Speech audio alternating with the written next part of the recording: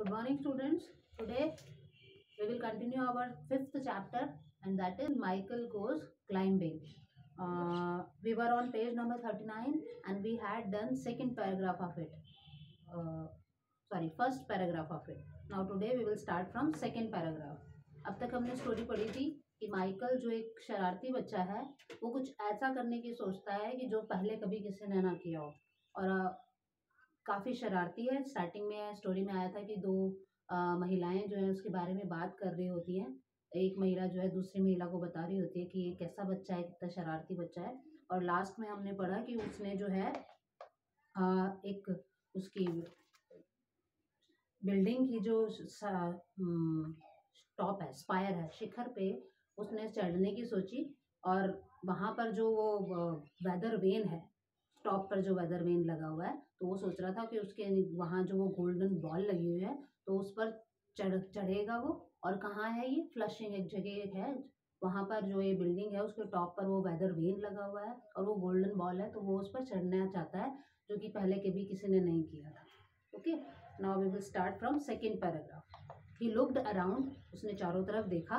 No one was looking at him, कोई भी उस पर नहीं, उसकी तरफ नहीं देख रहा है। और वो जो स्पायर है, शिखर है, वहाँ पर स्लेटिंग का काम हो रहा है। वर्कमैन जो है स्लेट लगाने का काम कर रहे हैं। तो नीचे उनकी लेडर रखी हुई थी, सीढ़ी रखी हुई थी, जिसको देख के उसके दिमाग में आया कि इससे ऊपर चढ़ के वहाँ टॉप तक जा सकता है, स्पायर तक जा सकता है। ठीक है, तो उसने चारों तरफ देखा, कोई उसकी तरफ नहीं देख रहा था। So he began to climb up the ladder, तो उसने सीढ़ी चढ़ना शुरू किया।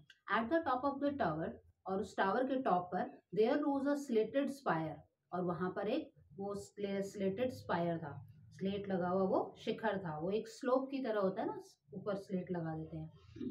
Crowned by a golden ball and a weather vane, और जिसकी क्राउन किसको बोलते हैं? ताज को बोलते हैं। ताज मतलब सबसे ऊपर, वहां पर जो सबसे ऊपर है एक गोल्डन बॉल है, सुनहरे रंग की बॉल है, और एक वेदर वेन है। वेदर वेन आपको बताया था कल, बादनुमा बोलते हैं इसको हिंदी में। और बादनुमा होता क्या है? वायु की दिशा और गति का सूचक होता है। वायु की दिशा हवा की डायरेक्शन को दिखाता है और उसकी स्पीड को बताता है। ठीक है, तो वहां पर सबसे टॉप पर वो गोल्डन बॉल है और वो वेदर वेन है।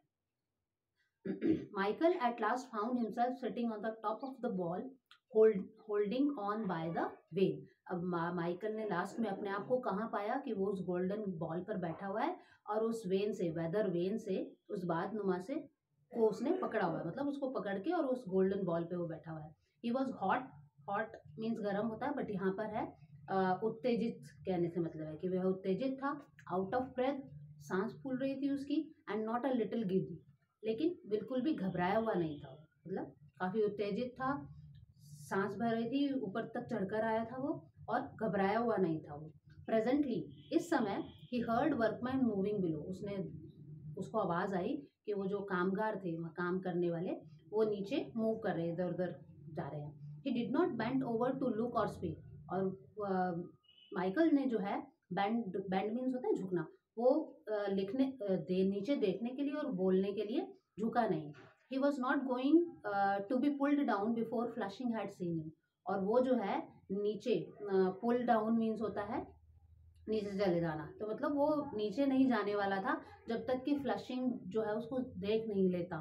फ्लशिंग मतलब शहर के लिए, शहर के लोगों के लिए बोला जा रहा है कि जब तक शहर के लोग उसे वहां पर बैठे हुए देख नहीं लेते तो वो नीचे उतरने वाला नहीं था।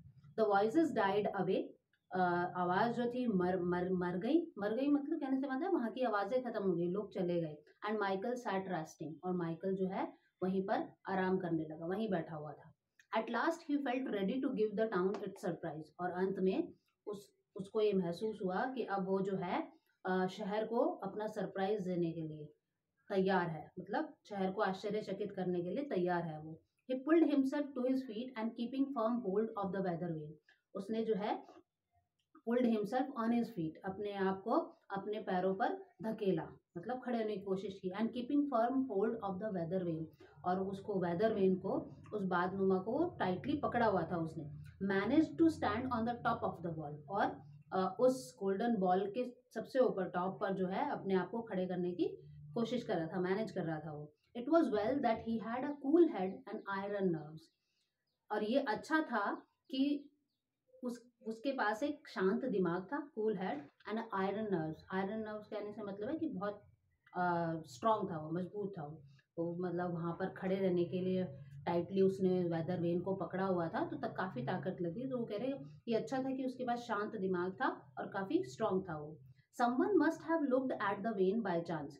अब बाय चांस मतलब अचानक से ही किसी ने जो है उस वेदर वेन को देखा and seen a little figure outline against the blue sky. और ये देखा कि एक छोटी सी आकृति जो है नीले आसमान के सामने एक छोटी सी आकृति जो है, आउटलाइन मतलब ऐसे आउटलाइन करते हैं ना हम चारों तरफ एक आकृति के, तो उस नीले आसमान के सामने एक छोटी सी आकृति दिखाई दी एंड क्राइड आउट। और फिर चिल्लाया, मतलब किसी ने बाय चांस वो उसको वेन पर देख, अचानक से ऊपर नजर पड़ गई उसकी वेन पर, उस वेदर वेन पर, और उन्होंने देखा कि एक छोटी सी आकृति वहां पर दिखाई दी और फिर उसको देखते हुए चिल्लाया। इन अ मिनट और टू, और एक दो मिनट में ही Michael was delighted to see the market place full of people who had rushed out of their shops and houses to get as the giddy sight. अब गेज मीन्स होता है एकटक देखना, घूरना। गिड्डी साइट के लिए बोला हुआ है, वो जो वैसे हिंदी में बोलते हैं दिलकश नज़ारा, वो नज़ारे के लिए बोला हुआ है।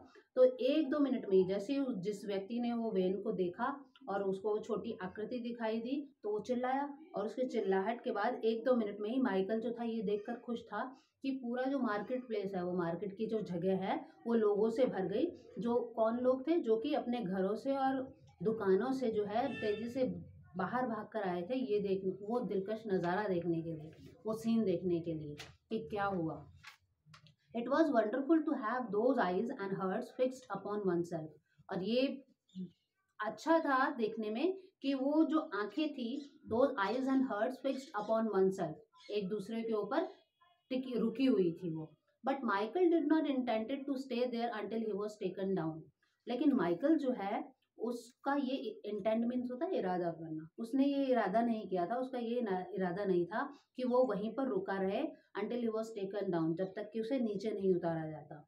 To be handed over to his father and punished before the crowd, और पकड़ के फिर उसको उसके पिता के हवाले नहीं कर दिया जाता और फिर पूरी भीड़ के सामने उसको पनिश नहीं किया जाता। तो मतलब उसका ऐसा कोई इरादा नहीं था कि वो तब तक वहां तक रुके कि भीड़ उसको पकड़ के उतारे, उसके पापा को सुपुर्द कर दे और फिर भीड़ के सामने